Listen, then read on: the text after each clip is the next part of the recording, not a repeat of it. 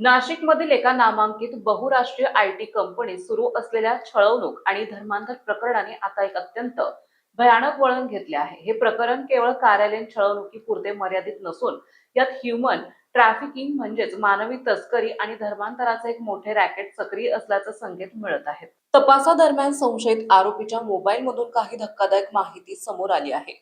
सूत्रांनी दिलेल्या माहितीनुसार या प्रकरणातील मुख्य संशयित दानिश शेख यांच्या मोबाईल तपासणीत पोलिसांना काही गंभीर पुरावे मिळाले आहेत. दानिशच्या मोबाईलमध्ये अनेक तरुणींचे फोटो सापडले असून प्रत्येक तरुणीला एका विशिष्ट कोड नंबर देण्यात आला होता. तस्करांच्या टोळ्या ज्याप्रमाणे महिलांची वर्गवारी करतात त्याच धर्तीवर या तरुणींचे कॅटलॉगिंग करण्यात आले असल्याचा पोलिसांना संशय आला आहे. मोबाईलमध्ये अनेक आंतरराष्ट्रीय ग्रुपचा समावेश असल्याचं दिसून आले असून या तरुणींना परदेशात पाठवण्याचे नियोजन होते का याचा तपास सुरू आहे.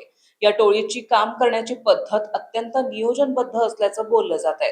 सुरुवातीला प्रेमाच्या जाळ्यात ओढून किंवा मैत्री करून तरुणींचा विश्वास संपादन केला जायचा. एकदा तरुणी जाळ्यात अडकली की तिच्यावर धर्मांतरासाठी दबाव टाकला जायचा. तरुणींना परदेशात मोठ्या पगाराच्या नोकरीचे आमिष दाखवून त्यांचे पासपोर्ट आणि इतर कागदपत्रे ताब्यात घेतली जायची. या तरुणींना आंतरराष्ट्रीय टोळीमार्फत परदेशात विकले जात असावे असा प्राथमिक संशय व्यक्त केला जात आहे.